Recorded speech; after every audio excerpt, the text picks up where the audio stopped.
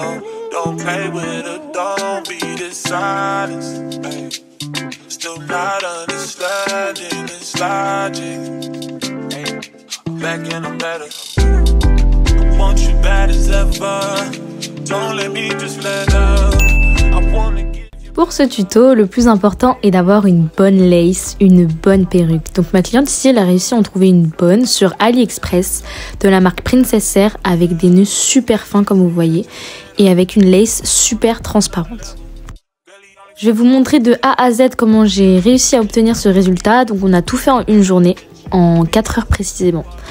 Donc j'ai commencé par customiser la lace. Pour ça, j'ai d'abord mis de la laque sur tous les cheveux au devant de la lace pour pouvoir plaquer tous les petits cheveux et ensuite j'ai peigné. Donc ce que je vais faire là, c'est que je vais décolorer les nœuds. Je pose ça sur ma tête, du coup je retourne correctement la perruque en prenant soin que aucun cheveu ne passe à travers la lace et qu'ils soient tous bien mis pour pas qu'il y en ait qui se décolorent. Je vais venir préparer ma préparation, donc pour cela j'utilise de l'oxydant et de la poudre décolorante.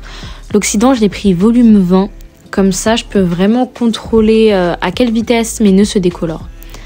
Je dose vraiment au hasard et le but c'est que j'ai une pâte qui est à peu près la consistance du dentifrice. Donc je vais venir réajuster parce que comme vous verrez ce sera un peu liquide.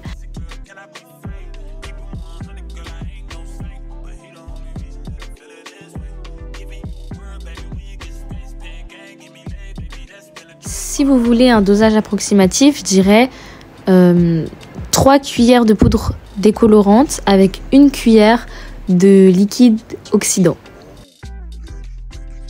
Quand j'ai la consistance qu'il me faut, je vais venir étaler ça sur ma perruque à l'aide d'un couteau en plastique. Donc vraiment, j'ai pas pris ça parce qu'il me restait que ça, mais parce que je pense que c'est l'outil le plus adapté, dans le sens où il me permet de bien faire passer la crème à travers la lace et en même temps d'étaler de manière uniforme mon produit, quoi. En fait, il faut que la mixture elle passe à travers la lace pour pouvoir décolorer le nœud dans son ensemble. Quand toute la lace est recouverte de ma mixture, je vais mettre un timer. Donc ici j'ai mis 15 minutes, mais finalement j'ai laissé 45 minutes en tout. Et je suis venue revérifier toutes les 15 minutes.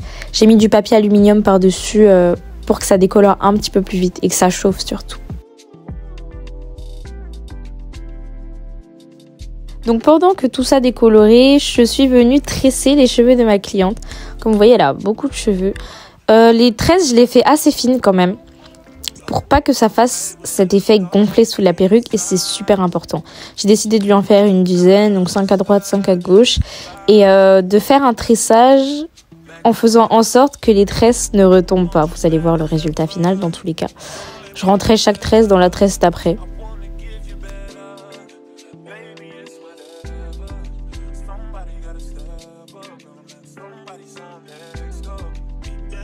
Donc à la fin, normalement, il ne me reste qu'une seule tresse, petite tresse qui pend. Et je suis venue la rentrer au crochet dans toutes les autres tresses. Après ça, je suis venue plaquer tous ces petits baby hairs devant avec de la cire. Donc pas trop bien sûr. Et ça, c'est pour pas que les petits cheveux ils puissent être pris dans la colle avec la perruque et être arrachés lors de la dépose de la perruque. C'est super important. Donc je viens faire ça sur toutes les tresses, à droite et à gauche. Ensuite, j'ajuste mon bonnet correctement. Donc c'est hyper important d'avoir un bonnet super fin et je le fais dépasser des oreilles. Je commence à mettre ma colle en spray. Donc ici, j'ai utilisé la colle ébène noire. Franchement, elle est top. J'en mets partout, donc je fais en sorte d'en mettre sur la hairline et un peu avant les baby hairs. Et ensuite, je vais venir faire un trou au niveau de mes oreilles. Donc pendant que tout ça sèche, je vais venir rincer, faire un shampoing à ma perruque et ensuite la customiser à l'aide d'une pince à épiler. Donc je vous ai pas montré le shampoing, mais j'ai notamment fait un shampoing violet pour pouvoir retirer toutes les couleurs orangées qu'il pourrait avoir au niveau des nœuds. Ici, j'ai fait un close-up pour vous montrer comment je fais. Donc j'y vais vraiment doucement parce que la lace étant très fine, elle se trouve très facilement. Donc pour donner cet effet naturel, j'ai mis de côté une première ligne que j'ai tracée et je suis venue épiler juste derrière cette ligne-là, de gauche à droite en fait, sans trop retirer de cheveux au même endroit pour pas qu'il y ait des trous, c'est très important. Donc moi j'ai vraiment dosé par rapport à ce qu'elle voulait. Donc elle voulait quelque chose de très naturel mais d'assez épilé quand même. Du coup, je retrace une seconde ligne et je réépile derrière cette ligne. Et je vais faire ça, ainsi de suite, jusqu'à avoir le résultat que je souhaite.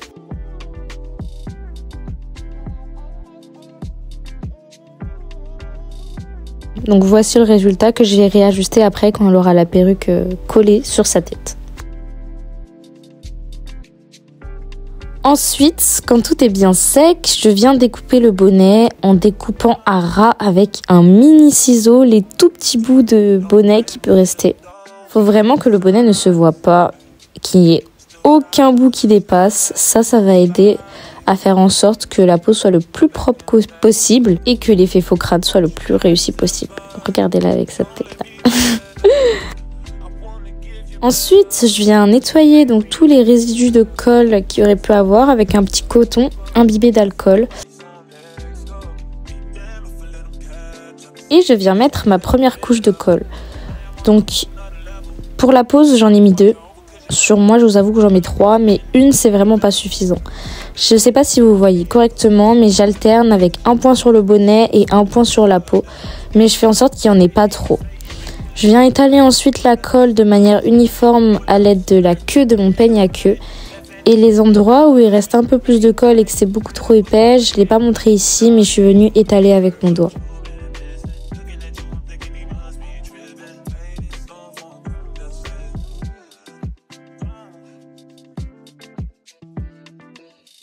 Ensuite, j'ai utilisé mon sèche-cheveux en mode froid et je suis venue sécher tout ça afin que la colle soit transparente lorsque je pose la perruque. C'est vraiment super important que la colle soit transparente parce que sinon elle va laisser des résidus et lorsque vous allez retirer la perruque, ce sera super galère à retirer.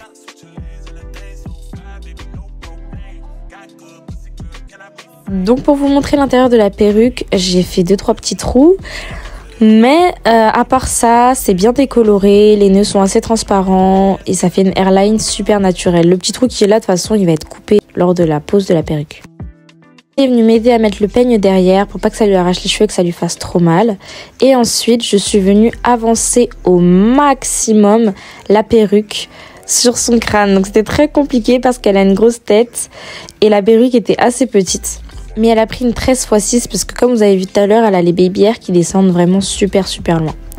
Ensuite, je viens ajuster au niveau des oreilles, donc découper les bouts de lace en trop des deux côtés pour que ce soit déjà plus agréable pour elle au porter et aussi que ça matche exactement avec la taille de sa tête. J'ai l'air assez brusque, mais c'est juste que j'ai mis la vidéo en accéléré.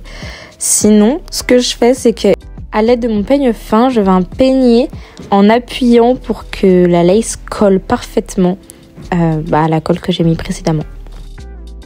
Je viens ajouter ma colle ébine en spray partout, là où j'ai mis la colle, sur la hairline. Et je dépasse même un petit peu plus profondément pour que ça colle vraiment le plus loin possible.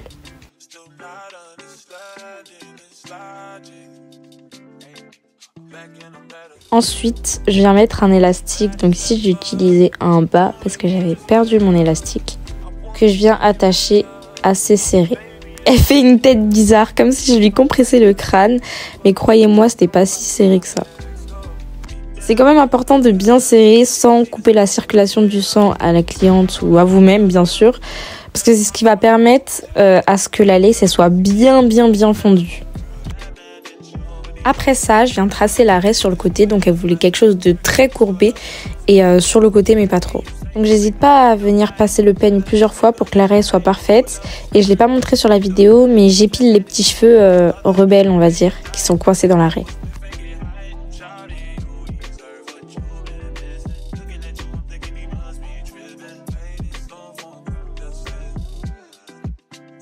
Ensuite, je viens me munir de mon stick de cire.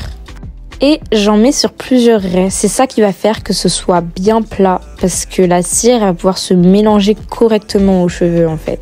Je ne mets pas directement juste sur le dessus. J'en mets à plusieurs niveaux pour que ce soit le plus homogène possible.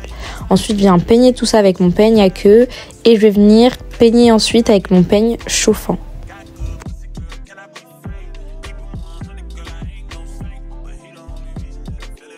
Vraiment, j'insiste bien avec le peigne chauffant, je le mets au maximum et je le repasse plusieurs fois. Étant donné en plus que c'est une perruque bouclé, très bouclé. Il faut que ce soit le plus lisse possible à la racine et pour ça j'hésite pas à passer plusieurs fois au même endroit et je prends vraiment mon temps. On veut absolument éviter l'effet gonflé et le stick de cire avec le peigne chauffant c'est vraiment la meilleure méthode.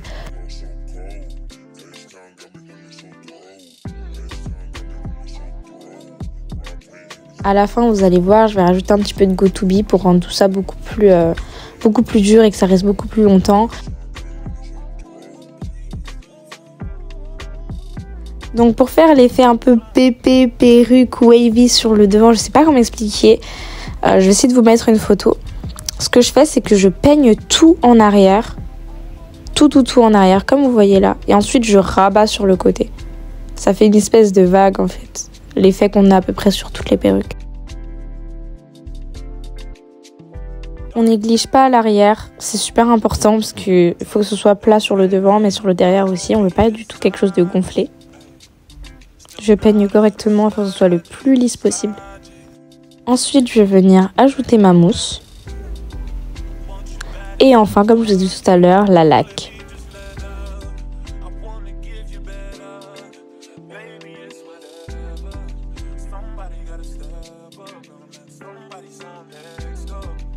Après tout ça, il y a une trentaine de minutes qui s'est écoulée. Du coup, la colle a eu le temps d'assez sécher. Donc, je viens retirer du coup l'élastique. Ça bloque un petit peu, ça signifie que la colle n'est pas totalement sèche. Et pour cela, je vais venir prendre mon sèche-cheveux afin de sécher la colle et venir décoller le bandeau. Donc, les petits résidus blancs que vous allez voir lorsque je décolle le collant, c'est parce que la couche de colle était un peu trop épaisse. Mais vous allez voir, de toute façon, je vais couper cette partie-là et avec de l'alcool, ça va partir. Je viens sécher un maximum avant que la colle soit le plus sèche possible et que la pose lui dure le plus longtemps possible.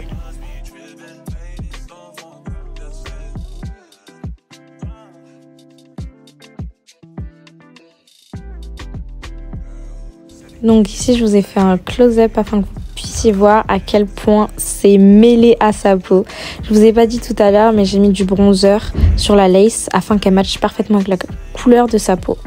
Ensuite, une autre des étapes les plus importantes pour que la lace ne se voit pas, c'est la découpe. Donc à ce niveau-là, je suis très minutieuse et il est hyper important de venir découper sa lace en zigzag avec un petit ciseau afin que ça se mêle au maximum, au mieux et le plus parfaitement à la peau en fait. J'hésite pas à prendre mon temps, mais il faut que ce soit beau et parfait. Les zigzags, ça va faire vraiment en sorte que déjà la perruque se décolle moins facilement et que ce soit beaucoup plus joli. Comme je vous ai dit tout à l'heure, il y a des petits résidus de colle et je viens les retirer avec un coton imbibé d'alcool. Je suis pas du tout brusque, j'ai juste mis en accéléré, mais je viens frotter. Après ça, je vous montre comment je fais mes baby hair. Donc je prends suffisamment de cheveux. Pas trop pour pas que ça fasse des mama hair, mais assez quand même pour pas qu'il y ait des fils quand même, que ça fasse des vrais baby hair quoi. Pour ça, je vais mettre de ma brosse à baby hair. Donc je vais venir bien sélectionner la section de cheveux que je veux. Ensuite, je vais venir la couper avec un ciseau, donc pas trop court, vraiment celle sur les côtés, faut pas couper trop court.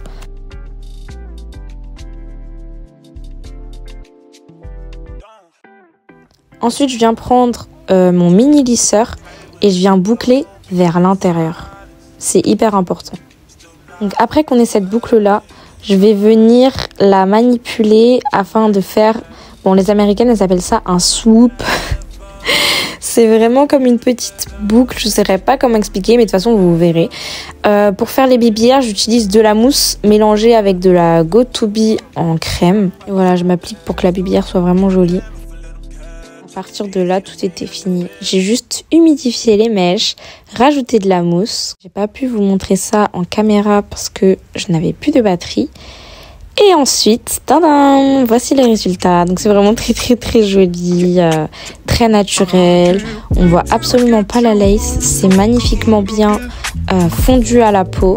Vous pouvez toujours rajouter du spritz, le spray qui fait fondre la lace. Moi, je n'en ai absolument pas mis pour cette pose-là. Je n'en ai pas eu besoin et ça donne un rendu super naturel.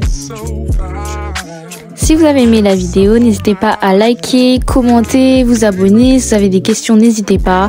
Merci d'avoir regardé cette vidéo jusqu'au bout et je vous fais des gros bisous d'amour. À la semaine prochaine.